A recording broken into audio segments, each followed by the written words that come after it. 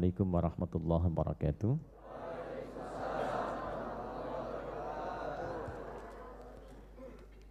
Alhamdulillahi rabbil alamin. Nahmaduhu alladhi ja'alana al-mu'minin. Fanashhadu an la ilaha illallah wahdahu la syarika lah. Wa nashhadu anna Muhammadan abduhu wa rasuluhu alladhi la nabiyya ba'dah. Allahumma salli wa sallim wa barik ala hadzal habibil karim. Ar-Rasulil Amin, Nabiyyina wa Sayyidina Muhammadin wa ala alihi wa sahbihi ajma'in wa dhurriyyatihi wa ummatihi ila yaumiddin wa ba'd. Saudara-saudariku, keluarga sekalian, alhamdulillah kita kembali diberikan kesempatan, kekuatan dan kemampuan oleh Allah Subhanahu wa taala untuk mempelajari sebagian dari tuntunan agama kita, mengkaji petunjuk kehidupan dari Al-Qur'anul Karim. Semoga kesempatan yang Allah berikan pada kita mampu kita manfaatkan dengan sebaik-baiknya untuk mengkaji dengan ikhlas dan diberikan kemampuan memahami dengan benar, dan dari pemahaman itu diberikan kemampuan untuk mengamalkan sesuai dengan apa yang Allah kehendaki dan Nabi sallallahu alaihi wasallam tunjukkan kepada kita semua. Untuk itu, sebelum memulai kajian kita di pagi hari ini, saya mengajak pada kita semua, termasuk diri saya tanpa kecuali, untuk selalu berupaya mengevaluasi diri dan meningkatkan ketakwaan kita kepada Allah Subhanahu wa taala. Inti kehidupan seorang manusia itu terletak pada jiwanya. Di dalam jiwa itu hanya ada dua potensi. Kalau bukan potensi kebaikan, maka lawannya yang menjadi tidak baik. Potensi kebaikan itu disebut takwa. Lawannya yang seringkali dimanfaatkan oleh setan itu disebut fujur namanya. Maka di Quran surat Asy-Syams di ayat 7 sampai 10 itu keduanya ditampilkan. Wa nafsi wa ma sawwaha. Aku bersumpah, kata Allah. Allah itu kalau sudah bersumpah berarti sangat serius. Karena tanpa sumpah pun sudah serius. Ya, jadi kalau Allah sudah berfirman tanpa sumpah pun itu sangat penting. Kalau ada sumpah di dalamnya artinya begitu penting. Nah, saking pentingnya kita mengenali diri kita dan mampu mendalami tentang keadaan jiwa kita supaya tidak sakit jiwanya. Ya, supaya tidak sakit apa? Jiwanya. Jadi penyakit jiwa itu bukan kondisi orang yang tidak sadar melakukan tindakan-tindakan tercela yang biasa pada umumnya tercela dia lakukan, tapi ditoleransi karena dinilai dalam keadaan tidak sadar. Penyakit jiwa sesungguhnya adalah orang yang tidak mampu mengoptimalkan potensi baiknya sehingga dominan dikuasai oleh potensi buruknya, dan keluarlah kemudian tindakan-tindakan yang negatif yang menyimpang dari fitrah kejiwaannya. Maka keluar yang buruknya itu didominasi oleh provokasi setan, maka keluarlah misalnya lewat mulut kata-kata yang tidak sepantasnya keluar. Nah, itu sedang sakit jiwa. Ya. Keluar ke tangannya, melakukan tindakan yang tidak semestinya dilakukan. Ya, dia mencuri, dia korupsi, dia mencederai orang. Nah, itu sedang sakit apa?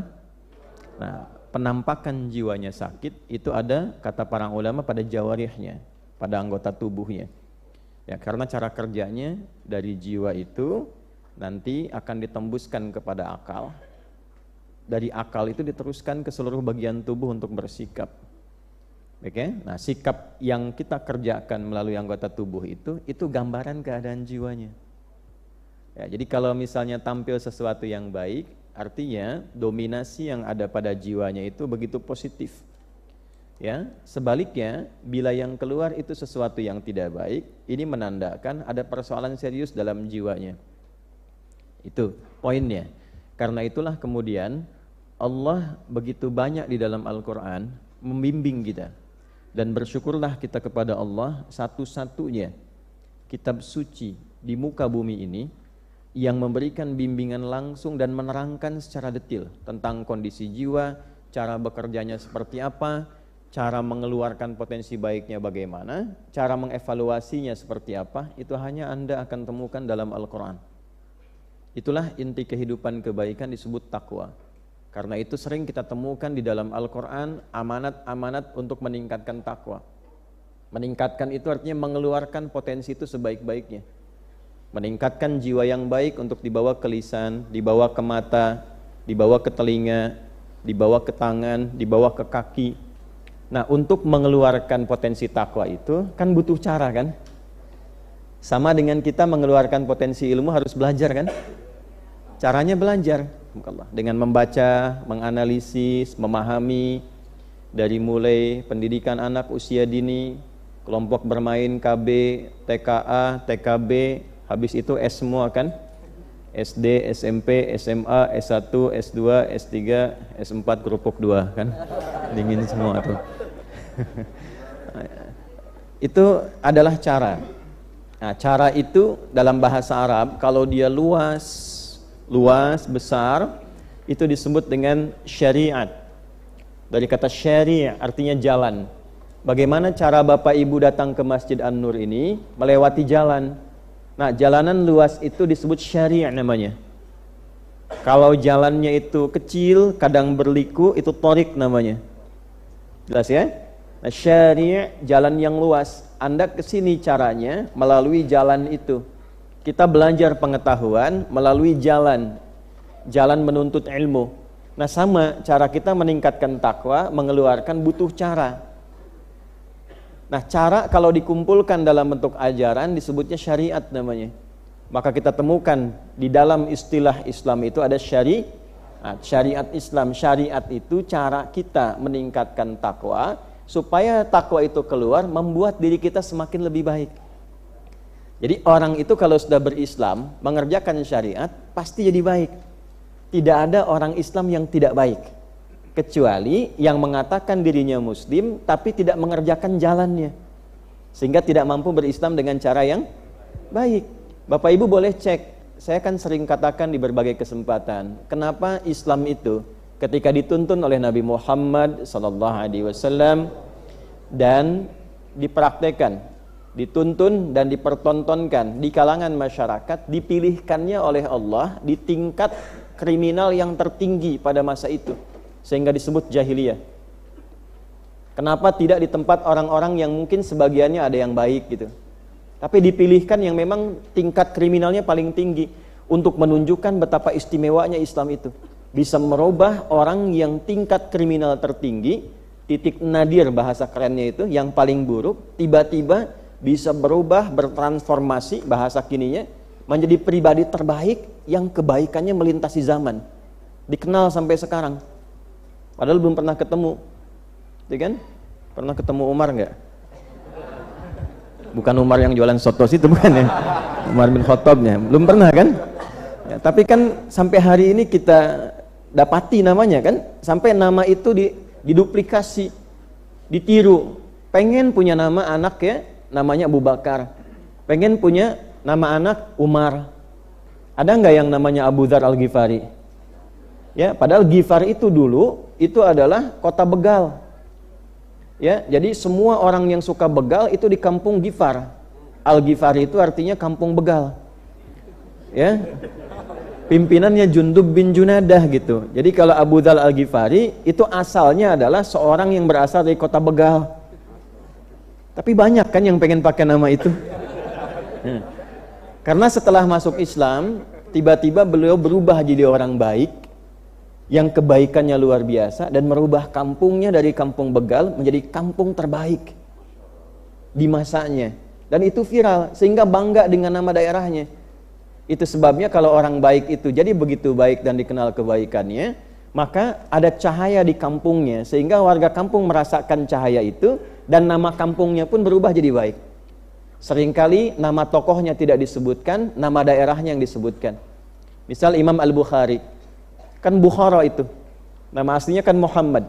Punya bapak namanya Ismail, punya kakek namanya Ibrahim, kakek buyutnya Al-Mughirah, yang buyutnya Al-Bardizbah. Tinggal di kecamatan Ju'fah, Kabupaten Bukhara, Provinsi Khorasan sekarang. Negaranya Uzbekistan. Nah, karena dari Bukhara, maka dikenal dengan Al-Bukhari. Ya, Imam Yahya misalnya, bapaknya namanya Syaraf. Ya, dari kota Nawa, tapi dikenalnya Imam Nawawi. Kalau disebutkan nama belum tentu kenal.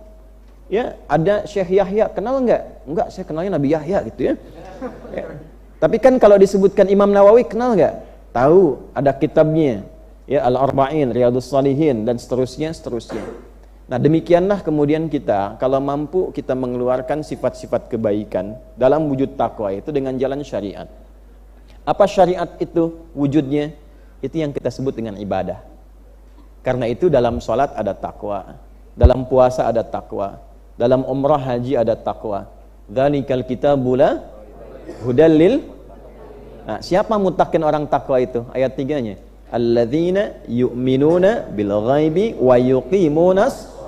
Nah, jadi ketika ibu, saya, kita diminta menunaikan sholat, bukan ingin memberikan beban, tapi sholat itu akan merubah kita menjadi pribadi yang lebih baik. Itulah sebabnya ketika ada orang bertanya, kenapa saya mesti sholat? Allah langsung jawab, innas sholata tanha 'anil fahsya wal munkar. Sholat itu kalau benar dikerjakan mampu membebaskan pelakunya, orang sholat itu, dari dua sumber keburukan, baik fahsya ataupun munkar. Nah, itulah rahasianya kenapa anak baru fase tumbuh berkembang usia 7 tahun yang diajarkan pertama kali sholat. Mengapa? Karena diharapkan anak itu tumbuh menjadi pribadi yang baik di masa depan. Ya ayyuhalladzina amanu kutiba alaikumus kama kutiba alal ladzina min qablikum la'allakum tattaqun. Di dalam puasa ada takwa. Itulah sebabnya kenapa orang puasa cenderung bisa menjadi lebih baik dibandingkan saat dia tidak puasa. Dan ternyata di antara hikmah puasa itu mampu menekan seseorang dari perbuatan maksiat, bahkan sifat buruk yang pernah dia kerjakan. Itu luar biasanya puasa, Bu. Orang bohong pun libur dulu puasa itu. Ya, penipu itu cuti. Ya, koruptor itu bisa cuti saat puasa itu. Ya, pemarah, suami ibu pemarah luar biasa, itu bisa puasa, saat puasa itu cuti marahnya. Karena minimal takut batal puasanya. Latihan dulu. Saya kan pernah dulu menyampaikan kan, ya sebuah kisah, yaitu gambaran saja cerita orang. Ada suami pemarahnya luar biasa, dikit-dikit marah, lihat sesuatu marah, itu kan. Tiba-tiba puasa bisa ditahan. Buka jam 6 kurang seperempat, jalan cari bukaan sama istrinya. Ada tetangga provokasi. Tapi nggak marah. Istrinya bilang, tumben papa nggak marah? Ntar habis maghrib katanya. Habis maghrib kan nggak jadi gitu, sayang ya. Nah ini kenapa setiap Jumat kita tiap pekan khatib mengingatkan yuk tingkatkan takwa. Maksudnya apa? Coba evaluasi sebanyak apa kebaikan yang sudah dikerjakan selama sepekan ini dengan status yang melekat pada diri kita. Misal datang ke Jumat ya, ketika mendengar khatib mengatakan, jamaah sekalian mari kita tingkatkan takwa. Lekatkan statusnya. Sebagai anak, berapa kebaikan yang telah kita munculkan kepada orang tua. Sebagai suami, berapa kebaikan yang telah dikumpulkan yang mampu diberikan kepada istri. Sebagai ayah, status sosial dan sebagainya. Nah, kumpulkan itu, jangan sampai kita wafat kecuali sedang patuh mengerjakan kebaikan itu.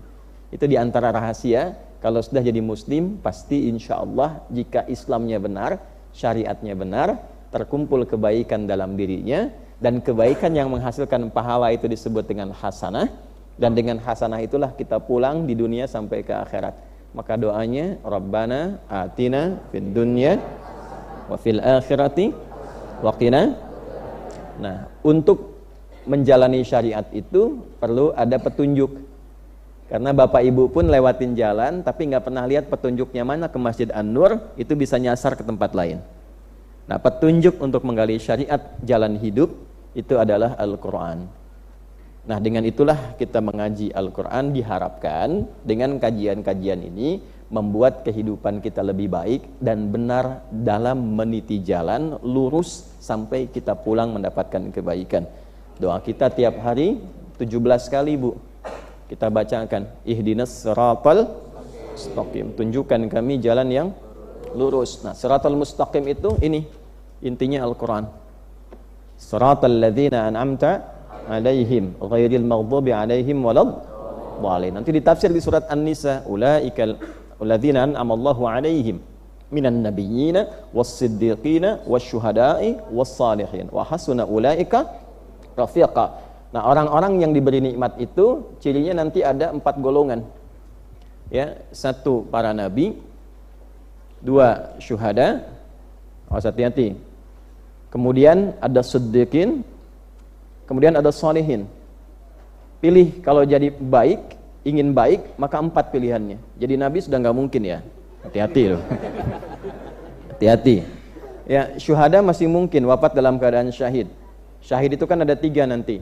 Status pertama ya itu yang paling tinggi. Kalau ada tingkat perjuangan yang dibenarkan oleh hakim, qadhi. Bukan sembarangan berangkat. Qadhi menetapkan seperti dulu ada fatwa jihad di masa perjuangan. Ya, ada resolusi jihad. Nah, itu keluarnya sudah fisabilillah tingkat nomor 1. Yang kedua, bila tidak ada itu, yang setara dengan itu adalah amalan-amalan setara dengan nilai jihad, ya, walaupun tidak ada unsur militer di dalamnya. Di antaranya apa? Ini seperti sekarang menuntut ilmu. Ya, itu ada langsung ayatnya turun seketika di At-Taubah ayat ke-122. Wa ma kana al-mu'minuna liyanfiru kaffa falaula nafara min kulli firqatin minhum ta'ifa liyatafaqahu fid din wa liyunziru qaumahum idza raja'u ilaihim la'allahum yahdharun. Paham? Tidak. Nah, tidaklah semua orang beriman mesti berangkat ke medan juang secara militer untuk mempertahankan keimanannya dan keamanan tempat dia berdomisili. Jadi berjihad sebagian dari iman, itu diambilnya dari ayat tadi. Ya, intisarinya itu maknanya. Kemudian tapi tidak semua harus bergerak keluar. Mesti ada yang bertahan di tempat untuk belajar, khususnya belajar materi-materi agama dengan serius, dengan benar, sampai paham. Jadi bukan sekedar dengar tapi nggak paham. Ada pahalanya. Tapi kalau sampai paham, statusnya naik menjadi status jihad. Ya, supaya apa? Supaya ada yang meneruskan kebaikan itu, ya, dan dilestarikan kemudian hari. Jadi ada yang berangkat, ada yang tinggal, mengajarkan keutamaan tentang agama, keutamaan tentang negeri, tentang membangun dan sebagainya. Nanti setelah itu di-share ke masyarakat. Waliyunziru qaumahum idza raja'u ilaihim. Kembali ke keluarganya, sampaikan lagi kebaikan-kebaikan itu. Nah, jika ada yang meninggal saat sedang belajar, bahkan di perjalanan, itu statusnya sama dengan jihad fi sabilillah dan dia syahid. Syahidun fis sama namanya. Ya, di langit tertuliskan hukum syahid sekalipun dia dimandikan, ya, dia kemudian dikafani, disolatkan, dikuburkan seperti layaknya manusia biasa, tapi statusnya insya Allah itu syahid. Jadi kalau ada yang sedang belajar seperti ini, tiba-tiba misalnya meninggal, qadarullah ajalnya tiba, nah itu statusnya syahid. Mau? Tunggu selesai dulu. Nah, alhamdulillah. Itu ya. Nah, jadi kembali ini motivasi supaya ada motivasi awal saat kita belajar. Alhamdulillah di pertemuan lalu kita telah selesaikan surah Abasa, ya, surah ke-80 dalam urutan mushaf. Kini insyaallah kita akan lanjutkan pada surah berikutnya ke-81 yaitu surah At-Takwir. Jadi telah kita selesaikan setidaknya An-Naba, setelah itu An-Nazi'at, setelah itu Abasa. 3 surah ya. Tinggal nanti dievaluasi dari 3 surah ini berapa persen yang sudah diamalkan dalam kehidupan. Nanti dicek lagi video-video yang sebelumnya, kemudian dilihat setelah dipelajari itu berapa yang sudah diamalkan. Ya, baru hari ini kita akan berikan pengantar dan ayat-ayat awal di surah At-Takwir. Nah, jadi kajian ini sekali lagi harus membuat kita lebih baik, lebih dekat dengan Allah dan memunculkan nilai takwa yang ada pada jiwa kita.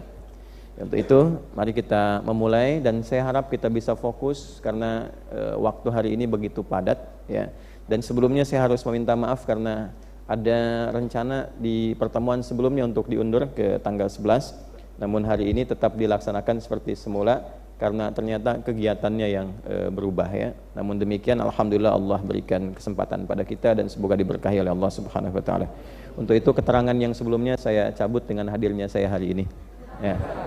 Enggak, nanti kan di akhirat saya ditanya. Kan ditanya nanti dihisab. Kenapa kamu bilang diundur tapi kamu datangnya sepekan sebelumnya gitu. Kan saya jawab apa? Ya kan? Ya, tapi kalau saya sudah katakan saya sudah cabut gitu. Nanti diputar gitu. Aman ya? Ya, kalau enggak itu ya sudah kita tutup. Ayo kita mulai. Bismillahirrahmanirrahim. Supaya ada sanadnya dalam pembahasan keilmuannya, maka di dalam tafsir itu tidak bisa kita sendiri, apalagi menggunakan logika, tidak. Karena tafsir itu terkait dengan pemaknaan ayat-ayat Allah Yang berhak menafsirkan itu Rasulullah sallallahu alaihi wasallam. Nah, penjelasan Rasulullah berupa tafsir ataupun takwil. Jadi ada tafsir, ada takwil. Dua-duanya ada. Tafsir mengungkap teks yang nampak, takwil mendalami sesuatu yang tersembunyi. Baik ya, contoh misal saya mau katakan begini. Yukhrijuhum minadh-dhulumati ilan nur. Nabi itu punya peran mengeluarkan manusia dari kegelapan menuju cahaya. Ya, secara tekstual, kegelapan itu kan yang gelap-gelap. Cahaya yang terang-terang. Betul kan? Tapi nanti itu tafsir. Nanti didalami lagi. Oh, kegelapan itu zulumat. Secara kata, zulmun itu bisa berarti sesuatu yang menyimpang. Wad'u kulli syai'in fi ghairi mahalli. Meletakkan sesuatu bukan pada tempatnya. Mulut ini tempat untuk berkata yang baik. Ketika berkata yang tidak baik, berarti itu zalim di lisannya. Mata ini untuk melihat yang baik. Ketika mata digunakan melihat yang tidak baik, berarti zalim pada matanya. Nah, jadi ketika dikembalikan kepada tempat yang baik, itu cahaya namanya. Di tugas Nabi memastikan seluruh fungsi kebaikan itu hadir, sehingga mengeluarkan manusia dari kegelapan keburukan menuju kebaikan cahaya. Sehingga keluarlah akhlak yang baik. Muncul hadis, innama bu'itsu liutammima salihal akhlak atau makarimal akhlak. Inti aku diutus merubah manusia menjadi pribadi yang lebih baik, akhlak yang mulia. Nah, itu zulumat yang disebut dengan tafsir. Kalau takwil bagaimana? Nanti ulama mendalami lagi. Takwil yang dimaksudkan dari kufur kepada iman. Di kufur itu digambarkan kegelapan karena belum kenal Allah, gelap, tertutup cahaya. Belum kenal nilai-nilai kebaikan-kebaikan yang diberikan cahayanya oleh Allah. Ketika kemudian Nabi bimbing orang untuk kenal Allah, bisa bersyahadat, bisa dekat dengan Allah, turun cahaya nur. Nur Allah diberikan. Salah satu nama bagi Allah An-Nur. Nur, Allahu nurus samawati wal ard. Surah 24 ayat 35 itu kan. Nur disebutkan 45 kali dalam Al-Quran. Dan nanti 45 itu dibagi 12 makna. Di dalam Al-Quran ada 12 jenis cahaya tuh. Pastikan setiap bulan keluarkan satu, kerjakan sebulan sekali. Maka setiap tahun kita dapat cahaya dari Allah Subhanahu wa taala. Ya? Nah, ada yang belum kenal Allah, masih gelap. Sehingga Nabi kenalkan makna syahadat, yang disebut Tuhan itu bagaimana, ya, kenapa Tuhan harus ahad, harus esa, satu, nggak boleh ada dua, dan seterusnya. Kenapa tidak berpartner, diterangkan sampai kenal Allah. Ketika beriman, dia mendapat cahaya dari situ. Makanya kata Ibnu Abbas radhiyallahu taala anhuma, di antara makna an-nur yang pertamanya hal Islam. Nah, begitu kenal, bebas dari kekufuran, kenal dengan keislaman, kenal Allah, maka kenal Allah itu menjadikan dia terbimbing menjadi pribadi yang lebih baik dunia dan punya harapan akhirat. Karena ada orang yang nanti fokus dunia, mengabaikan akhirat. Dia baik di dunia dan punya harapan akhirat. Itulah keluar dari kegelapan menuju cahaya, dari kufur menuju apa? Iman. Nah, itu takwil namanya. Nah, baik takwil ataupun tafsir yang berhak mengajarkan siapa? Rasulullah sallallahu alaihi wasallam. Maka Nabi mengajarkan pada para sahabatnya yang sudah paham dengan inti bahasa yang digunakan, itu bahasa Arab. Bahasanya mengerti, maknanya ini, kemudian takwilnya ini, tafsirnya ini. Bahkan sebagian sahabat didoakan oleh Nabi supaya langsung paham takwil pada yang tersembunyi.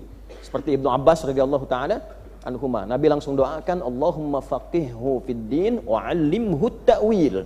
Jadi kalau sudah paham takwil berarti sudah lewat tafsir. Ya Allah, aku mohon padamu berikan pemahaman terbaik tentang agamanya dan berikan ia kemampuan untuk memahami yang tersembunyi.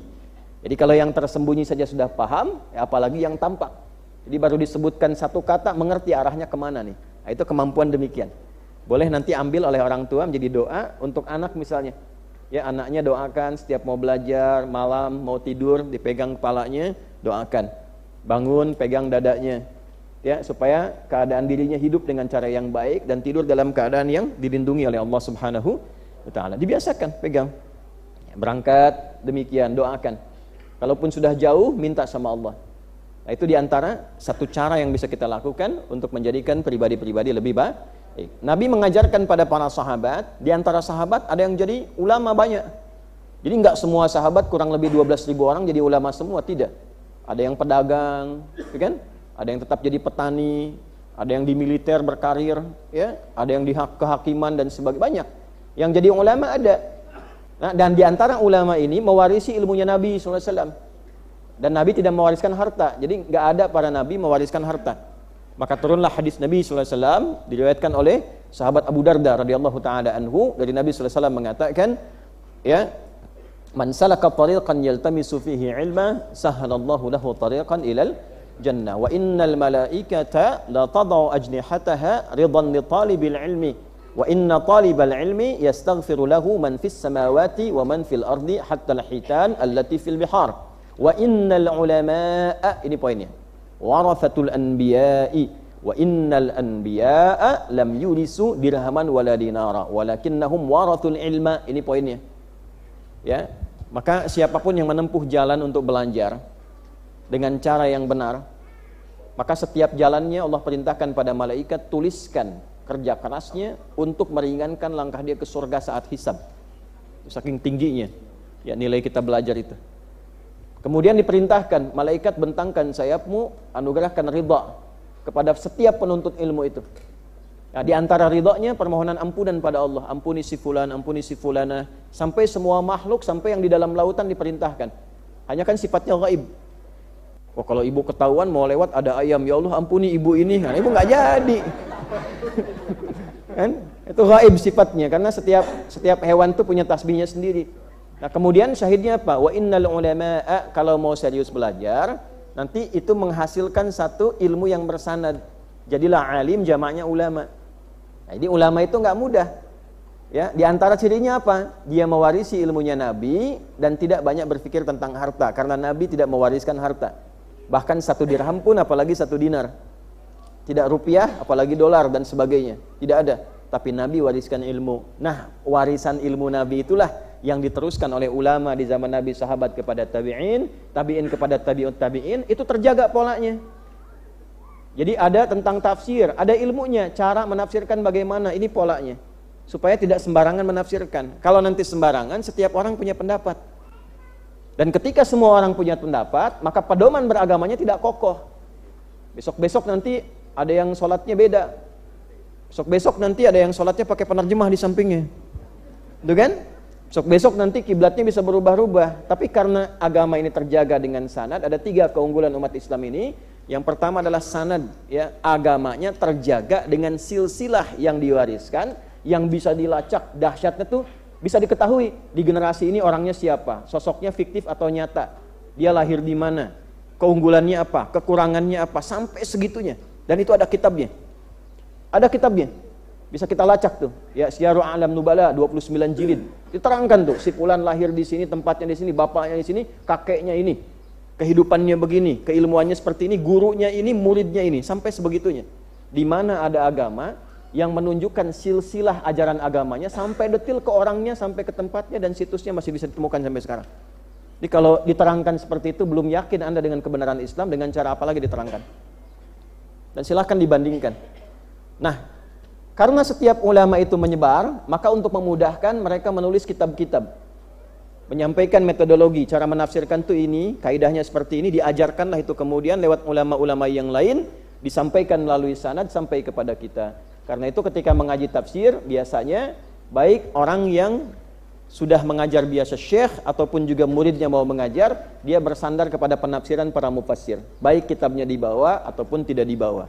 Nah, coraknya itu banyak, itulah yang disebut dengan tafsir bersanad. Nah, hari ini saya bawa satu di antara sekian tafsir, namanya tafsir Al-Maraghi. Ya, tafsir Al-Maraghi. Nah, ini alhamdulillah di pesantren juga sudah saya dapati pembelajaran tafsir ini, dan kita juga ada koleksinya di rumah, jadi sanadnya sudah ada. Ya, dan sudah kita dapatkan secara singkat. Maksudnya saya ingin sampaikan, tafsir kita insya Allah ada turunan sanadnya, ada sumbernya yang insya Allah tersambung juga pada keterangan Nabi Sallallahu Alaihi Wasallam. Nah, jadi mau nerangkan itu aja. Nah, sekarang mari kita mulai pembahasannya. Bismillahirrahmanirrahim. Suratul Takwir. Bab ini menerangkan tentang pembahasan surah At-Takwir. Hiya, surah At-Takwir itu makkiyatun, termasuk surah makkiyah. Saya sudah pernah terangkan, jadi tidak perlu saya detilkan, cuma untuk mengingatkan, surah makkiyah yaitu surah yang diturunkan pada Nabi sebelum Nabi SAW hijrah dari Mekah ke Madinah. Setelah proses hijrah, maka seluruh surah yang turun pada Nabi itu disebut dengan surah Madaniyah. Baik tempatnya turun di Madinah ataupun di luar Madinah. Jadi yang penting setelah hijrah. Surah Makkiyah jumlahnya 86 surah.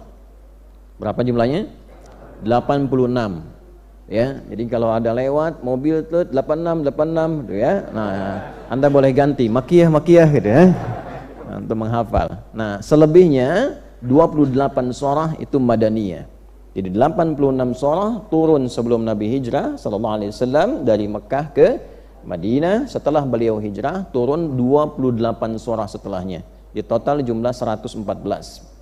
Nah, di antara surah yang turun sebelum hijrah dari 86 surah itu adalah surah At-Takwir. Iya, surah At-Takwir itu makkiyatun, termasuk golongan surah yang turun sebelum Nabi hijrah, ya, dan dari urutan turunnya.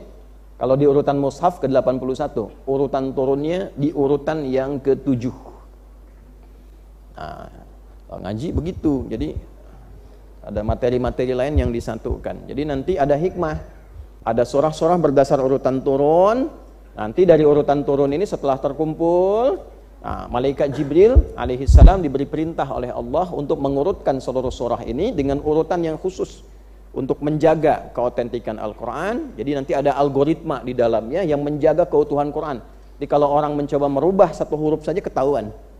Nah, kemudian yang kedua, untuk mengurutkan jadi kurikulum hidup, ya, sehingga dari Al-Fatihah kemudian jadi sampai nah, ada kurikulum yang tersambung di situ, ya.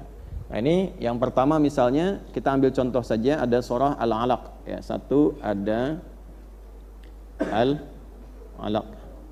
Nah, sekarang jadi urutan ke-96 di mushaf, ya. Yang kedua ada yang tahu? Al-Qalam. Nun wal qalami wa ma yasturun. Yang ketiga ada Al-Muzammil. Ya. Ya ayyuhal muzammil. Yang keempat ada Al-Mudaththir. Al-Mudaththir. Nah, yang kelima di sini ada Al-Fatihah. Al-Fatihah. Yang keenam ada Al-Masad atau Al-Lahab. Tabat yada abi lahabim Al-Masad. Nah, yang ketujuh baru di sini ada At-Takwir. At-Takwir. Ada yang tahu yang kedelapan?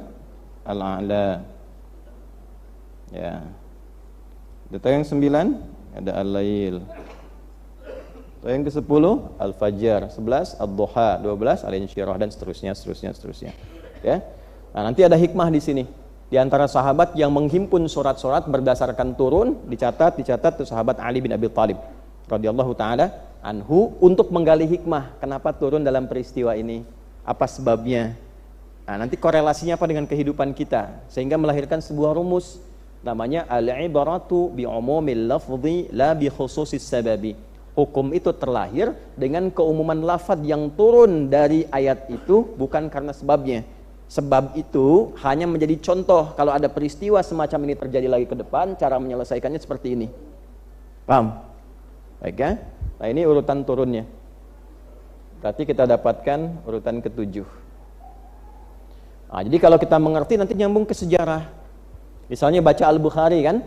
Kalau baca Al-Bukhari, hadis nomor 2 sampai dengan nomor 3, terutama kalau fokus nomor 3 dari Jabir bin Abdullah itu radhiyallahu taala anhu, Anda akan temukan Nabi SAW tiba-tiba naik ke Gua Hira, terus sampai siang tidak ada wahyu yang turun, ya.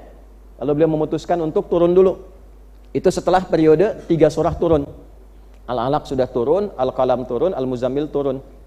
Gini. Nah, ada jeda tuh, belum turun dulu. Belum ada surah.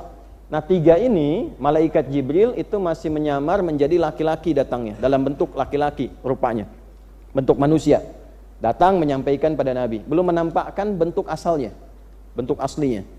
Nah, begitu turun dari Gua Hira itu, ya, jadi kalau teman-teman lewat tuh ke arah Bukit Cahaya, Jabal Nur, ini kan kurang lebih jaraknya 5-6 kilo dari kediaman Nabi SAW. Kemudian dari situ naik lagi ke atas, itu masih ada sekitar 700-1000 meter lah ke atas itu. Sampai puncak turun sedikit ke arah yang depan. Temukan nanti beberapa batu yang membentuk goa, terus arahnya ke arah Ka'bah itu, ya, spesifiknya itu. Saya pernah naik ke atasnya itu. Nah, jadi turun dari situ, begitu turun, di pertengahan turun itu, Allahu a'lam bissawab, tepatnya di sebelah mana, tapi ketika turun, maka terdengar suara, Muhammad, Muhammad. Nah, beliau SAW nengok ke belakang, ternyata nggak ada makhluk apapun. Kanan kiri kosong. Begitu nengok ke atas, ya kata beliau, saya melihat makhluk itu, ya seakan duduk antara langit dan bumi. Gitu ya, duduk manggil Muhammad, Muhammad. Beginilah, masnya kan pulang dari sini siang-siang, mau itikaf dulu gitu kan. Nah, setelah semua pulang gitu kan, habis duhur di sini itikaf jam 1:30 udah kosong semua lewat sini. Siapa namanya Mas? Ramadan, gitu kan? Nah, pas keluar gitu, Ramadan belum, baru Rabiul Akhir. Ramadan, nengok tuh kanan kiri kosong, ke atas ada misalnya ya sosok besar pakai jubah besar gitu kan, antara langit dan bumi, pakai jubah putih, manggil-manggil, "Wah, Ramadan." Bagaimana responnya? Itu kan, apa sih gitu kan, enggak mungkin. Pasti lari ya. Nah, maka bahasa hadisnya faru'ibtu minhu. Aku merasa gelisah sampai bulu kuduknya naik dan mempercepat jalannya untuk pulang. Nah, sehingga sampai ke rumah melihat Sayyidah Khadijah, dibukakan pintu, itu melihat wajah istrinya setengah rasa takut, rasa gelisahnya hilang. Yuk, bisa nggak kebayang Bu ya, suami punya masalah di kantor dan sebagainya, buka rumah lihat ibu setengahnya hilang. Atau nambah setengah ya. Nah, kalau bisa hilang setengah itu Ibu Khadijah itu, ya. Maka itu keunggulan Sayyidah Khadijah. Maka Nabi katakan, "Zammiluni, zammiluni, selimuti saya, selimuti saya." Maka ketika sampai diselimuti, ya di pembaringan beliau istirahat, diselimuti, keluarlah kata-kata indah itu. Di sini ada fikih keluarga, Bu. Ada fikih keluarga. Jadi kalau sedang gelisah, tenangkan, bukan diinterogasi. Tenangkan tuh. Ya, dia apa kalimat indahnya? Kalau bahasa kitanya gini, "Suamiku sayang, kau ini orang baik. Kau ini orang baik. Tidak punya musuh, engkau pelindung orang-orang yang lemah, engkau pemberi orang-orang yang membutuhkan, untuk perawat anak-anak yatim." Bahasa kitanya ya kalau diterjemahkan, "Yakinkan pada hatimu yang paling dalam, aku akan selalu bersamamu dalam suka dan duka." Tuh. Jadi begitu sudah tenang, turunlah, "Ya ayyuhal muddatsir."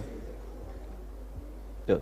Nah, ini kalau kita ngaji begini, terasa feel-nya gitu. Oh, rupanya dakwah terbuka itu baru dimulai setelah turun 3 surah.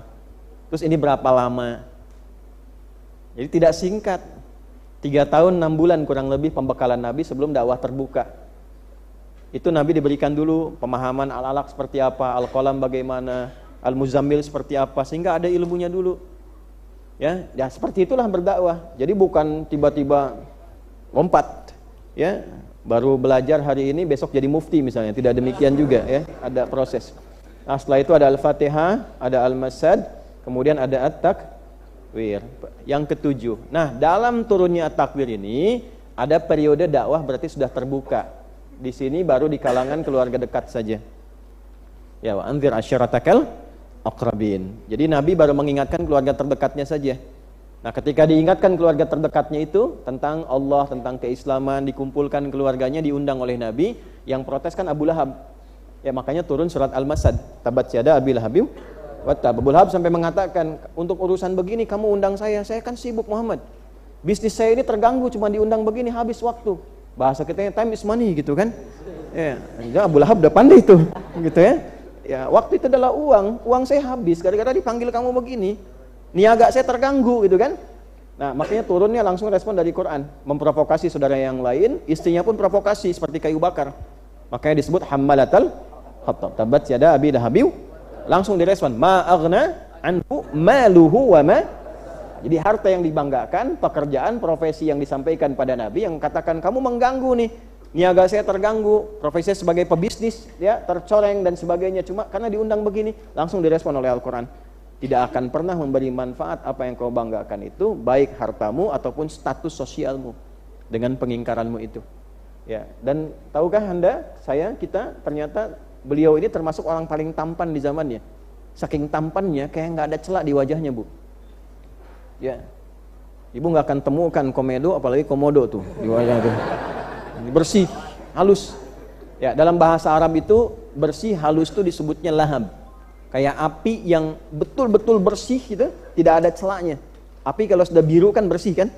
Nggak ada celaknya itu lahab namanya. Ya, Abu Lahab. Makanya dengan pengingkarannya itu dan provokasinya disiapkan neraka yang paling bersih yang nggak ada celaknya. Itu menandakan apinya yang paling panas gitu. Nah ini ya, hati-hati. Nah setelah itu kemudian ini bergerak, termasuk ketemu dengan Abu Jahal dan yang lain-lain sebagainya, memprovokasi dakwah Nabi, dan keluarlah kemudian beberapa statement-statement dari Abu Jahal kepada Nabi SAW. Ketika Nabi menyampaikan ya bahwa kita itu harus melalui jalan yang dibimbing oleh Allah, kenal dulu Allah. Lalu Abu Jahal memberikan respon. Ya, apa responnya? Ya kita punya pilihan sendiri. Tuhan aja belum tentu mengetahui jalan hidup kita. Nah, jadi kalau ada yang berstatement seperti itu, Tuhan aja belum tentu tahu keinginan saya yang terdalam, itu sudah keduluan oleh Abu Jahal. Ya, sanadnya ada. Nah, sanadnya ada, gitu kan? Nah, ini posisi rumahnya Abu Jahal tuh kurang lebih begini. Ini ilustrasi saja ya. Ini yang Zamzam Tower. Ini yang jalan kecil, sini ada Sofwa. Jalan ke sana besar, ini Istana Raja, Jabal Qubais. Nah, Jabal Qubais ini saya penting sampaikan, ini garis lurus, ini masjid, posisinya Masjidil Haram, panjang sini. Begitu kita belok sini, saya nggak akan sebutkan kipas angin, sudah saya pernah sampaikan dulu. Ini pintu 26, terus ini gate Nabi. Ya. Nah, di sini nanti Anda akan temukan semacam jembatan gitu ke sini. Ya, penyeberang dari ini kan jadi istana di sininya. Di atas bukit ini. Untuk tamu-tamu dan sebagainya. Nah, di sini ini ada tiang lampu tinggi nih, ada tiang lampu. Nih. Nah, ini kediaman Abu Jahal di sini. Ya. Kalau lurus dikit ke sini, masuk ke bawah ini Babus Salam. Kemudian terus ini Sofwa di sini ada Marwah. Di sini keluar, ya ada toilet kan sebelah sini. Nanti kediaman, enggak, saya cerita sejarah, bukan.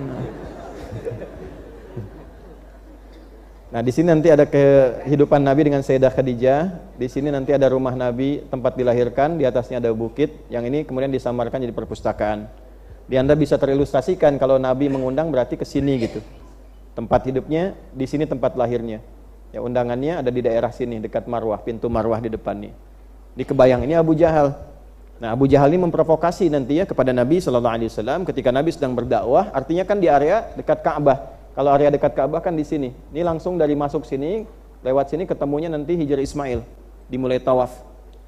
Area dakwah Nabi kan di sini dengan seputaran arah sini, depan rumahnya Abu Bakar As-Siddiq yang sekarang ada Hotel Hilton yang lama di sini. Depannya toilet 1, yang toilet 2-nya di sini diwarnai warna hijau sebagai pertanda. Itu dulu parlemen Quraisy ada di situ. Yang di situ ada Abu Lahab, Abu Jahal dan Abu yang lainnya. Nah, di sini merumuskan banyak sekali persoalan putusan. Nah, dia keluar kata-kata itu. Ya, ya kita semua punya pilihan. Tuhan aja nggak bisa mengetahui pilihan kita dan mengatur pilihan kita. Kita bebas loh gitu. Itu bahasa Abu Jahal pada masa itu. Maka turunlah respon diantaranya ayat ke-29 surat At-Takwir. Wa ma tasyauna illa ayyasha'allahu rabbul alamin. Tidak bisa engkau berkehendak selain ada kuasa Allah yang mengatur di dalamnya dan memberikan konsekuensi dari pilihan-pilihan kehidupan yang engkau telah tetapkan. Karena dia yang mengatur, jangankan dirimu, semesta pun dia atur. Jelas di sini? Jadi lokasinya bisa kita pahami, peristiwanya bisa kita pahami. Yang kedua, ini saya antarkan dulu sehingga nanti saat baca mengerti, oh kenapa surahnya turun, di mana tempat turunnya, ada kejadian apa saat turun, dan bagaimana keadaan masyarakat, landscape-nya dalam bahasa gaul sekarang, bagaimana keadaan masyarakat saat itu sampai-sampai turun ayat ini untuk menyadarkan. Turun surat ini untuk membimbing. Jelas? Jelas? Belum saya jelaskan. Kita jelaskan dulu baru jelas. 1. Kondisi masyarakat pada saat itu mengagungkan status sosial. Ini tertinggi nih, siapa yang statusnya paling tinggi, ini yang terhormat. Mengagungkan status sosial di atas sikap bertuhan.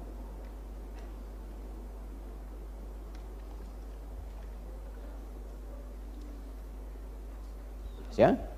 Jadi kalau sudah seperti itu, konsekuensi keduanya ada anggapan bahwa kehidupan itu hanya di dunia dan tidak ada kehidupan akhirat. 2. Inti kehidupan itu hanya di mana? Dunia. menurut orang-orang jahiliyah pada masa itu, dan mereka menepikan akhirat, menampik sampai mengatakan begini, wa ma yuhlikuna illa dahar. Ya, kita ini hanya nikmati kehidupan dunia aja, mumpung di dunia, akhirat belum jelas katanya. Ya, jadi kalau ada yang berikan statement begitu, ketinggalan juga 15 abad lalu. Sudah ada yang, dan mereka sangat profesional di bidangnya. Ya, ini tuh. Ya, kita nggak akan binasa kecuali kehidupan dunia selesai, sudah. Mumpung di dunia, nikmati semuanya. Akhirat tuh belum jelas. Ya, ditantang kan? Belum ada yang pernah ke sana. Muhammad, kamu aja belum pernah ke sana. Makanya nanti ada peristiwa Isra Mi'raj setelahnya. Dan seterusnya. Jelas sampai sini?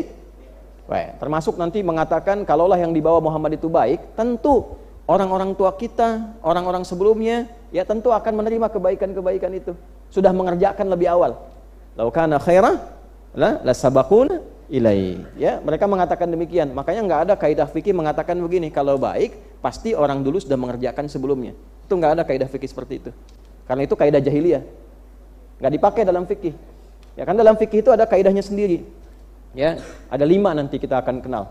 Ya, ada dalil dengan contoh, 2 dalil dengan contoh tapi contohnya samar, 3 ada dalil tanpa contoh. Ya, contohnya nggak disebutkan tapi dalilnya ada. Jadi jangan katakan begini, nggak ada contohnya, nggak boleh kita kerjakan. Lihat dulu dalilnya ada nggak? Ya, nanti ada turunan di situ dalam pembahasan fikih. Yang keempat nanti, ya ada dalilnya samar, tidak langsung kelihatan. Ya, dhannu dilalah namanya. Kelihatannya nggak langsung, tapi dalilnya ada, harus didalami dulu. Ya, nggak ditemukan dalam Al-Quran, ada ditemukan dalam hadis, tapi samar, harus dibaca dulu secara mendalam. Nah, yang kelima, tidak langsung ditemukan dalam Al-Quran, tidak langsung ditemukan dalam hadis. Dalil itu seakan-akan tidak ada dalil nas di Al-Quran al-hadis, tapi makna dalil itu ada, sehingga dibuat kaidah oleh para ulama berdasarkan petunjuk Nabi. Dari mana taunya? Dari keterangan Nabi sendiri nanti kepada Mu'adz bin Jabal ketika diutus ke Yaman untuk berdakwah. Ya, Mu'adz, kalau engkau nanti ingin berfatwa memberikan hukum bagaimana? Saya akan cari di Quran. Kalau nggak ketemu gimana? Saya cari di hadis. Kalau nggak ketemu di hadis gimana? Ajtahidu bi ra'yi, saya berijtihad. Ya, dengan pendapat yang saya yakini. Apakah itu pendapatnya mutlak pendapat Mu'adz? Ternyata tidak. Ya, pendapat itu maksudnya analogi yang diambil, kias yang diambil dari hukum-hukum yang disimpulkan dari makna ayat secara umum dan makna hadis secara umum. Nah, kalau ada 1 dari 5 ini nggak bisa disebut bid'ah. Itu dalil. Paham? Nah, di situ nanti ada profesi khusus untuk mendalami itu dalam bidang fikih. Balik ke sini. Jadi ini ya gambarannya, mereka terlena dengan urusan dunia, status sosial itu yang dibanggakan. Ya, jadi lebih baik mereka kerja dibandingkan dengan harus kenal Tuhan. Merasa terganggu kalau disebut Tuhan dan sebagainya. Kemudian yang ketiga, pengagungan kepada benda-benda sekitaran itu begitu tinggi sampai mengkultuskan. Ya, bukan hanya ke berhala-berhala dalam bentuk batu, disebut namanya wathan. Jamaknya authan. Waw tha nun. Jamaknya authan. Ya, authan, bukan autan, authan. Kedua, kalau dibuat dari kayu namanya sonam. Sonamun, jamaknya asnam. Kalau nanti Bapak Ibu ngaji menemukan kata wathan atau authan, itu artinya apa? Artinya berhala, patungnya terbuat dari batu. Kalau sonam, asnam, ya, itu artinya berhala, patungnya terbuat dari kayu. Jelas? Nah, patungnya sendiri disebut dengan timthal, jamaknya tamathil. Kalau sudah jadi patung namanya timthal, jamaknya apa? Tamathil. Ma hadhi tamathilul lati antum laha akifun, ya, seperti di Al-Anbiya. Dah, yang ketiga, selain patung-patung ini, mereka juga mengagumi berbagai benda-benda yang bahkan didewakan oleh penduduk-penduduk yang lain, seperti matahari, bulan. Ya. Makanya nanti penduduk Nabi Ibrahim itu, ya, di wilayah Ur yang ada di sekitaran Irak, ya, kekinian, itu yang disembahnya kan dewa matahari, dewa bulan. Kemudian juga ada beberapa benda-benda langit ya yang mereka kemudian sembah, yang kita sebut sekarang yang terbesar planet, ada Jupiter. Ya, ada dewa Jupiter mereka punya itu, ada Mars juga mereka punya. Jadi mereka kumpulkan itu jadi satu. Ya, penyembahan terhadap benda-benda langit. Bisa dipahami sampai sini? Baik. Nah, dalam situasi itulah kemudian surat ini turun. Di problem sosialnya demikian, tidak kenal dengan akhirat, menolak peristiwa-peristiwa terkait akhirat, menolak bahwa akan ada kiamat tuh enggak. Pokoknya hidup cuma di dunia, yang memisahkan dia cuma kematian. Setelah meninggal ya selesai. Enggak ada kiamat itu. Ya, enggak ada akhirat itu. Enggak ada Tuhan, ini cuma karyanya Muhammad saja. Ini karangannya Muhammad, ini syairnya Muhammad, ini sihirnya Muhammad. Ya, itu dikumpulkan demikian. Jadi mereka lebih menikmati kehidupannya, hanya menyembah apa yang ada. Kelihatan matahari besar, sembah matahari. Matahari hilang paginya, kan? Siangnya hilang, malam muncul bulan, sembah bulan. Jelas ya? Nah, itu yang digunakan tuh. Jadi kalau istri marah pada suami pun itu, dengan kekuatan bulan aku menghukummu, kan? Nah, sebagainya gitu. Nah, itu ya. Itu gambaran. Maka kemudian turunlah surah ini untuk menerangkan hakikat tentang terjadinya kiamat dan menjelaskan bahwa semua yang dibanggakan itu, baik mataharinya, sampai bulannya, sampai gunungnya, sampai semua keadaan itu akan dilipat, hancur, lebur dan selesai peristiwanya. Maka turunlah kemudian surat ini untuk merespon dengan 13 sumpah sekaligus. Saya ulangi, dengan 13 sumpah sekaligus. Jadi Allah itu merespon 13 peristiwa secara langsung dengan 13 sumpah sekaligus. Nah, 13 masalah ini yang dibanggakan oleh mereka, larut dalam kehidupan, sampai dijadikan persoalan-persoalan untuk dialog dan sebagainya, itu yang dibanggakan, sampai abai tentang keberimanan, abai tentang akhirat. Maka diturunkanlah, pertama dibuka dengan 13 sumpah, setelah itu dipertanyakan, kalau benar terjadi persiapanmu apa? Anda meragukan nih ya, misal, jangan Anda lah, orang lain misalnya kan meragukan, ragu tentang kiamat, ragu tentang akhirat kan. Nah, pertanyaan dasar Quran tuh gini, kalau terjadi, benar-benar terjadi, bagaimana? Saya, Anda, kita punya keyakinan, persiapan kita. Misal saja dengan klaim mereka, misal, tidak terjadi, kan nggak rugi. Menikmati hidup juga. Tetap kita, sekolah juga bagi yang sekolah, bekerja bagi yang kerja, makan bagi yang makan, enak aja hidup. Nikmat hidup, nggak ada masalah. Ya, kalau terjadi, kita sudah punya bekal. Pertanyaan dasar Quran, kalau kamu begini, tiba-tiba terjadi, bekal kamu apa? Itulah sebabnya kenapa penting iman pada akhirat. Satu, supaya punya harapan setelah kematian. Karena kalau Anda bertanya, ada jawabannya.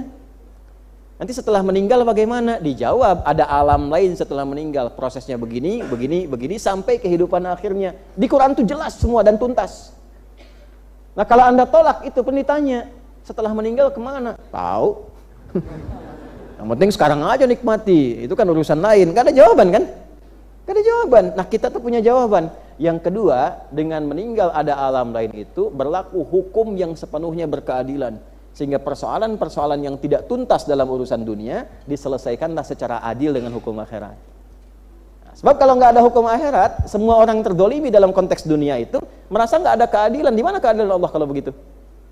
Maka muncul kemudian akhirat untuk menyelesaikan masalah-masalah dunia yang tidak selesai dengan hukum dunia. Jelas sampai sini? Baik, nah sekarang mari kita baca, lanjutkan. Nah, ini baru 2 kata nih, hiya makkiyatun. Dia At-Takwir itu surah Makki. Ya, jadi paham ini ya. Suratnya turunnya sebelum hijrah, tepatnya di Mekah. Di mana lokasi Mekahnya? Ini sekitaran Jabal Qubais. Ya, tempatnya X, Y, Z sudah saya terangkan. Kondisi saat turunnya seperti ini, responnya bagaimana? Wa ayyuha, dan jumlah seluruh ayatnya tis'un wa ishruna, 29 ayat. Nazalat ba'dal masad, turun surah ini setelah surat Al-Masad. Tadi sudah saya terangkan urutannya. Wa munasabatuha lima qablaha, sedangkan korelasi hubungan antara surah ini dengan surah sebelumnya di surah Abasa. Ya, nanti ada kitab namanya Lubabun Nuqul fi Asbabin Nuzul, itu tentang Asbabun Nuzul. Yang kedua ada nanti Tartibus Suwar fil Quran, dua-duanya karya Imam As-Suyuti rahimahullahu ta'ala, Jalaluddin As-Suyuti. Tartibus Suwar itu hubungan antara surat satu dengan surat yang lainnya. Apa kaitan Al-Baqarah dengan misalnya Al-Fatihah? Apa kaitan Ali Imran dengan Al-Baqarah? Kenapa dibuka Al-Baqarah dengan Alif Lam Mim, ya? Kemudian dibuka pula Ali Imran dengan Alif Lam. Itu ada penjelasan. Nah, apa hubungan surah sebelumnya Abasa dengan surah At-Takwir ini, sehingga kenapa urutannya setelah Abasa langsung At-Takwir? Jelas? Nah, kita baca dulu. Anna kiltaihima tashrahu ahwala yaumil qiyamati wa ahwalaha. Korelasi di antara keduanya yaitu saling menjelaskan dan mendetilkan tentang peristiwa yang disebutkan terkait kiamat di surat Abasa, lalu diteruskan kedahsyatannya dengan munculnya surat At-Takwir. Di Abasa kan kita bicara kemarin salah satunya tentang topik kiamat kan? Duhai orang-orang yang sibuk dengan urusan dunia, yang kadang saling menjatuhkan, yang kadang saling menganggap bahwa apa yang didapatkan itu yang membuat dia makin hebat, makin jaya, makin terkenal, makin dapat posisi. Tahukah engkau bahwa tugasmu yang paling pokok adalah mengerjakan segala perintah yang Allah telah berikan? Ya, kalla lamma yaqdima amarah. Sedangkan saat sampai engkau hidup dengan kekayaan itu yang sedemikian banyak, engkau bahkan belum kenal Allah. Yang Allah kasih sedikit, begitu kenal Allahnya, sampai sholatnya pun jangan yang fardu. Jangankan yang fardu, tahajud pun dia kerjakan, duha dia lakukan, sholat rawatib dia kerjakan. Engkau sudah aku berikan kaya, tambah kaya lagi. Dengan Allah pun belum kenal berapa banyak harta yang kau butuhkan untuk mengenal Allah. Dan pada akhirnya itu akan binasa. Kalau bukan engkau yang meninggalkan hartamu duluan dengan meninggal, maka dunia ini yang selesai. Duha ya? Ada orang yang disebut dengan rakyat biasa, tapi bisa bangun sebelum subuh, bisa banyak salawatan pada Nabi, bisa mohon ampunan pada Allah. Allahumma arhamna, ya Allah, ampuni saya ya Allah. Sebelum subuh tuh, di desa-desa, di musalla-musalla. Ilahi lastu lil firdausi ahla wala aqwa 'alan naril jahimi. Ya. Fahab li taubatan waghfir dzunubi fa innaka ghafirudz dzambil 'azimi. Ya Allah, aku memang belum layak masuk surga Firdaus, bukan yang pantas. Tapi aku pun tak sanggup kalau harus masuk neraka, apalagi Jahannam. Tapi yang aku tahu ya Allah, engkau itu Tuhan yang maha penyayang, maha pengampun, maha sayang padaku. Maka dengan sayangmu itu aku minta, sayangi aku ya Allah, hapuskan kesalahanku. Allahumma arhamna, Allahumma irhamna, ya Allah sayangi aku, rahmatak. Anda bayangkan, orang rakyat yang gak banyak bergaul dengan maksiat, tinggal di pelosok, nabung hanya untuk bangun musola, sebelum subuh sudah bangun, dan dia memohon ampunan kepada Allah. Terus ada orang diberikan kedudukan tinggi, fasilitas lengkap, dengan semua kedudukan belum kenal Allah. Mengaji pun belum sempat, membaca huruf Quran pun belum kenal. Berapa banyak dan berapa tinggi lagi kedudukan harus diberikan. Nah, sementara kita berlomba dengan waktu. Kalau bukan kita yang meninggal dengan ajal, dunianya habis. Nah, kalau ingin tahu cara dunia habis itu seperti apa, maka dijelaskan dalam surat At-Takwir. Ini begini nih. Semua yang kita rasa, yang kita lihat hancur, semua dilipat. Semua yang kita dapatkan, kita tatap, bahkan ada yang mempertuhankan, dihabiskan sekalian untuk menunjukkan bahwa Tuhannya hancur sekalian. Yang dipertuhankan, jangan dipotong tuh. Yang dipertuhankan tuh hancur sekalian. Ya, bahkan nanti semua yang dipertuhankan nanti dijelembabkan ke neraka sekaligus. Jadi yang menuhankan mataharinya sekaligus dimasukkan ke dalam neraka sehingga menjadi bahan bakar secara langsung di neraka. Nanti ada hadisnya di Al-Bukhari di nomor hadis 3200 tuh. Ya, termasuk nanti dalam beberapa hadis yang lain. Ya, yang menuhankan bulannya dimasukkan sekalian. Ya. Yang mendewakan air dan sebagainya, airnya diletupkan semua sehingga menyatu, nanti yang ada unsur apinya wal bahril masjur di surat At-Tur itu membakar semua air itu sehingga air itu jadi menyala keseluruhannya. Ya. Ya, jadi lahar yang sangat panas dan seterusnya. Jadi semua ditampakkan demikian. Jadi kalau ada orang yang masih lalai di surat Abasa, ya, kemudian masih menantang terjadinya kiamat sampai dia belum mau taubat, maka ditunjukkan oleh Allah dahsyatnya kiamat itu sampai seperti ini. Ya, karena itu teruskan. Akhrajal Imamu Ahmadu wa Tirmidzi wal Hakimu an Ibni Umar radhiyallahu taala anhuma. Karena itu ada hadis yang diriwayatkan oleh Imam Ahmad bin Hanbal ya radhiyallahu taala anhu, dan Imam At-Tirmidzi radhiyallahu taala anhu, dan Hakim An-Naisaburi ya radhiyallahu taala anhu. Jadi ada semacam kias kalimat oleh para ulama untuk menghargai ulama-ulama yang memang hidupnya didedikasikan, digunakan untuk mengkaji ayat-ayat Al-Quran, hadis-hadis seperti kesungguhan sahabat Maka gelar rahimahullah itu diganti oleh mereka dengan radhiyallahu taala anhu untuk menunjukkan kias analogi perjuangan mereka seperti sahabat memburu hadis-hadis Nabi sallallahu alaihi wasallam. Itu biasa di kalangan ulama. Dari Ibnu Umar, semoga Allah ridhai beliau dan ayahnya, maksudnya Abdullah bin Umar bin Khattab radhiyallahu taala. Ada Abdullah bin Amr, ada Abdullah bin Umar. Kalau Abdullah bin Amr, ain, mim, ra, ada wawunya di akhir. Itu anaknya sahabat mulia Amr bin As radhiyallahu taala anhu. Kalau Abdullah bin Umar, anaknya Umar bin Khattab radhiyallahu taala anhuma. Ada 3 Abdullah nanti yang jenius sejak kecil. Abdullah anaknya Abbas, Abdullah bin Abbas dikenal Ibnu Abbas. Abdullah anaknya Umar dikenal Ibnu Umar, dan Abdullah anaknya Amr bin As dikenal dengan Ibnu Amr ibnul As. Tiga-tiganya Abdullah. Qala, beliau menyampaikan satu riwayat, qala Rasulullah sallallahu alaihi wasallam, Rasulullah sallallahu alaihi wasallam pernah bersabda, saya agak cepat ya, man sarrahu an yanzura ila yaumil qiyamati ka'annahu ra'ya 'ainin, ya, ka'annahu ra'yu 'ainin, falyaqra. Siapa yang berminat untuk melihat, menyaksikan hari kiamat seakan-akan tampak dalam pandangan matanya. Ini kalimat kiasan, karena orang beriman gak ada yang berminat melihat kiamat tuh. Orang beriman gak ada yang berminat. Ini kata kiasan, makanya nanti bacanya pakai majas di ilmu balaghah nanti. Ya, ada ma'ani, bayan dan badiah. Nanti di ilmu bayan kita akan temukan ada majas, ada isti'arah, ada kinayah di dalamnya. Jadi di sini kata kiasan, siapa, maksudnya gini, siapa yang ingin merasakan dahsyatnya kiamat itu, sehingga dengan perasaan yang dibawa ke dalam jiwanya menjadikan dia ingin menghindarinya dan merubah itu menjadi baik. Kan dalam teori itu gini, Bu, Pak. Ini ada jalan. Sini ada lubang. Lubang ini bahaya. Harus diingatkan kan? Maka ada tulisan kan di sini. Hati-hati berbahaya. Artinya apa? Ada yang mencelakakan di sini kan? Baik ya? Ada yang mencelakakan ya? Baik ya? Tapi kalau tulisannya begini misalnya, nengok wafat. Misal, nengok wafat. Artinya apa? Ada yang dahsyat kan? Kalau kita mau landing, khususnya di luar negeri, kan suka diingatkan sama pramugari itu kan? Ya, mengatakan hati-hati hukum di Indonesia itu kalau bawa obat-obatan terlarang seperti narkotika dan sebagainya, ancamannya hukuman mati. Bawa narkotik, mati. Jelas? Maksudnya apa kalimat itu? Untuk menghadirkan rasa kepada jiwa, supaya mencegah perbuatan itu jangan dikerjakan. Kalau dilakukan, kamu kehilangan nyawa. Karena itu ada kaidah itu dalam hukum, kadang-kadang dimunculkan konsekuensi atau balasan dari perbuatan tertentu dengan balasan kematian atau hukum yang berat. Tujuannya bukan untuk menghukum orang, tapi untuk mencegah orang dari perbuatan yang membahayakan. Kenapa surat ini turun nanti menyampaikan dahsyatnya kiamat, ahwal pakai H besar, dahsyatnya kiamat, untuk membangun rasa pada jiwa, jangan sampai mengalami itu. Jangan sampai terjebak dalam peristiwa goncangannya yang dahsyat, yang mencelakakan itu.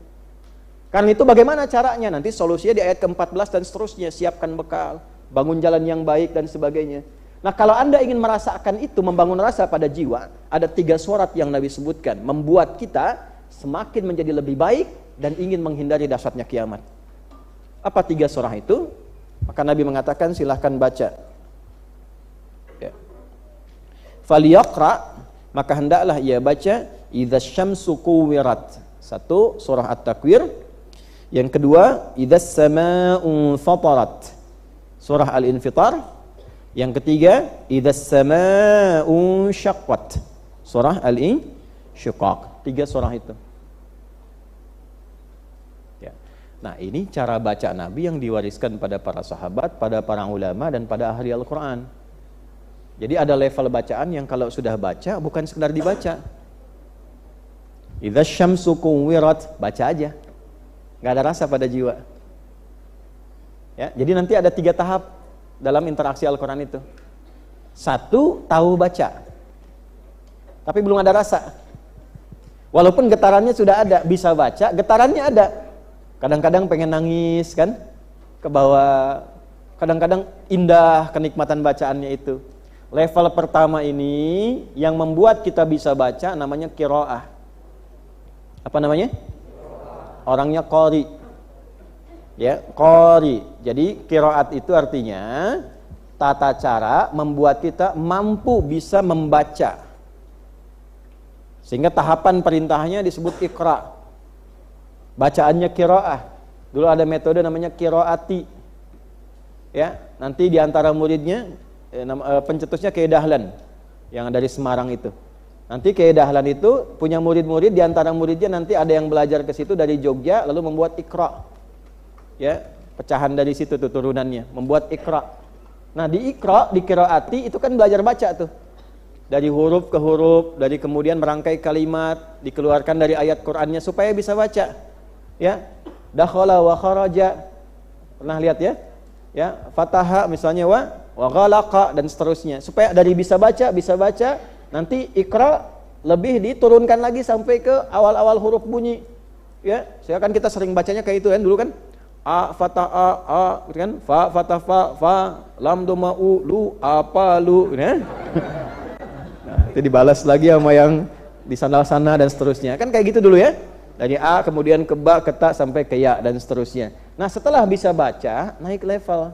Coba pahami isinya. Memahami sampai punya rasa. Kalau sudah punya rasa, nanti paham. Oh, ini bedanya surat An-Naba dengan Abasa. Ini bedanya Abasa dengan At-Takwir. Oh, panduannya seperti ini yang harus saya gunakan. Nah, itu yang kedua ini disebut namanya tilawah. Apa namanya? Tilawah. Dari tala yatlu tilawatan. Kalau yang pertama qara'a yaqra'u qira'atan. Ya, yang kedua tala yatlu tilawatan. Jadi tilawah itu baca, pahami apa yang dibaca. Lalu mengamalkan apa yang dipahami. 3 makna. Baca, pahami, amalkan. Orang tua kita itu sangat paham dengan hadis-hadis seperti ini. Makanya dulu nggak banyak dalilnya. Kalau ada yang baca, minta seorang menerjemahkan di sampingnya. Jadi yang belum tahu isinya apa. Untuk menanamkan rasa. Siapa Bu? Sari tilawah. Tuh.